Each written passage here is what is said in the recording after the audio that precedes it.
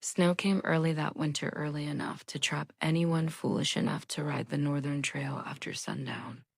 And Clay Maddox, a ranch hand with more stubborn pride than sense, happened to be that fool. The wind howled around him like a pack of starving wolves as he pushed through the storm. He couldn't see 10 feet ahead. His horse fought every step, and the pressure of the cold wrapped around him like iron fists. He knew he shouldn't have stayed in town so long, but the card game had been friendly, the whiskey warmer than the night, and he'd lost track of time. Asterisk by the time he realized he couldn't make it back to the Maddox ranch. He was already half frozen. Asterisk. Then he saw it, the faint outline of a cabin through whirling snow. And beside it, a lantern glowing in the window. Clay kicked his horse forward. He didn't know it was a trap, not until the door swung open, and 3 familiar figures stepped into the light. Sheriff Alden, Doc Myers, Asterisk, an old widow. Turner, the town gossip. Asterisk behind them stood a woman with dark hair tied in a braid, and a shawl wrapped tight around her shoulders. Her eyes quiet, steady, unreadable, met his. Miss Eliza Hartwell, the woman the town called its old maid. Asterisk. Clay's boots hit the ground just as the sheriff said, "Evening, Clay. Looks like the storm caught ya." Asterisk. Clay frowned. "Sheriff, what are you 3 doing out in this weather?" Asterisk. Doc Myers coughed. "Saving your life, son?" Asterisk. Widow Turner grinned as if she'd been waiting for this moment for months. "And hers?" Asterisk. Clay blinked. "Hers?" Asterisk. Sheriff Alden stepped aside, revealing the small, neat cabin behind him. Warm light spilled from inside. Asterisk. "Eliza's been living out here alone." "Too alone," the sheriff said. "Storm's getting worse. Roads are closing." Asterisk. Doc Myers added, "And you 2 are looking downright pitiful with all that loneliness between ya." Asterisk. Before Clay could speak, the sheriff clapped him on the back and said, "Cabin stocked. Fire's warm. And the door's thick enough. Shouldn't be more'n a few weeks." Asterisk. "A few weeks?"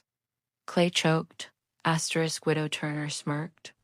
"Don't act like we locked you in prison. Eliza's good company. Better than you deserve, Cowboy." Asterisk. Eliza crossed her arms.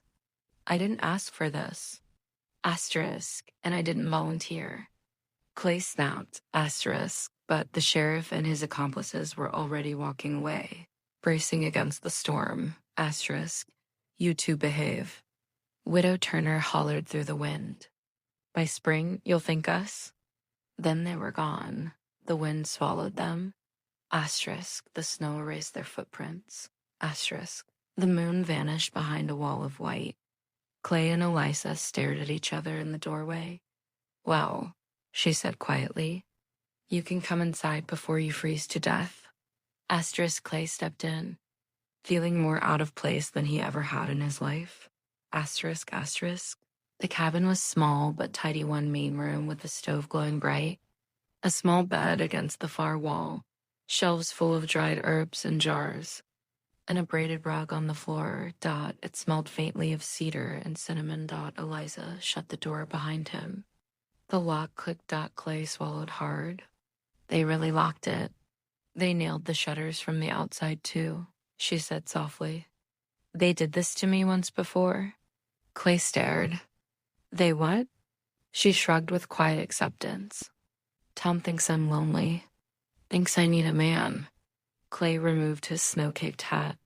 "Well, Tom's wrong. You seem fine." Her eyes softened, just barely. "Thank you." He rubbed the back of his neck. "Don't look like you need me in here messing things up." "Well," she murmured, "you're already in.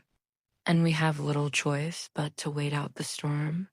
Clay nodded, feeling like a trapped Mustang. Eliza, on the other hand, moved with calm. She stirred a pot over the stove.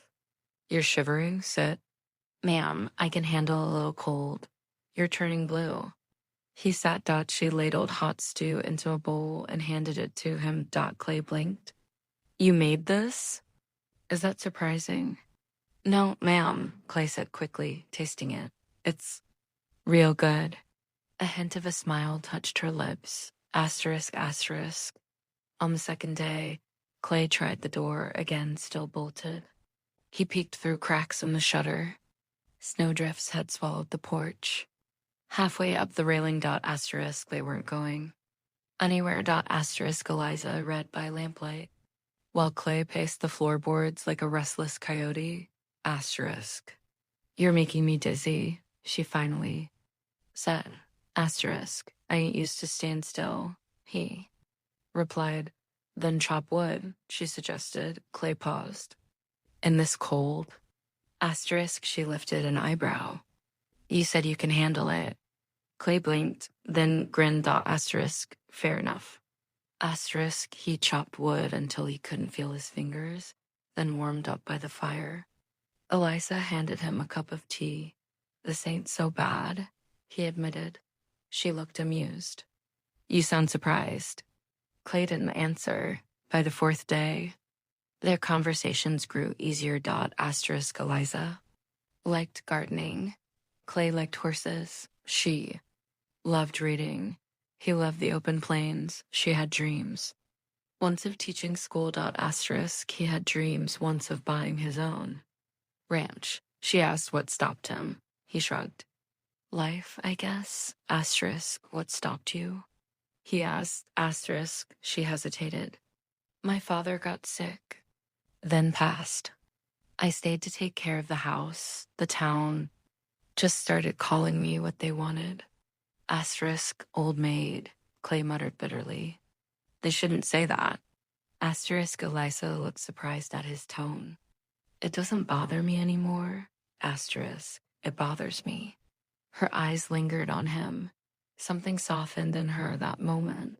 Something Clay didn't know how to name. Asterisk, asterisk, by the second week. Daylight lasted longer. The storm had eased, but the snow remained deep. Asterisk.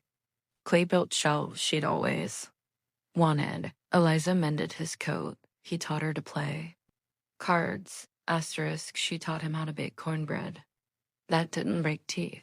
Asterisk, they laughed more easily now. Asterisk, one evening, while Clay repaired a drawer, Eliza watched him with a thoughtful expression. Asterisk, what's wrong? He asked. Asterisk, nothing. She looked away. Just, you're not what people say. Asterisk, he set the drawer down. What do people say? Asterisk, that you're trouble. That you drink, fight, gamble. Asterisk, Clay grimaced. I ain't proud of everything I've done. You're good with your hands, she said softly. The compliment caught Clay off guard. No one had ever said that to him without sarcasm. Asterisk, thanks, he murmured. Asterisk, he caught her watching him again, eyes gentle, curious, maybe even hopeful. Asterisk, something warm flickered between them.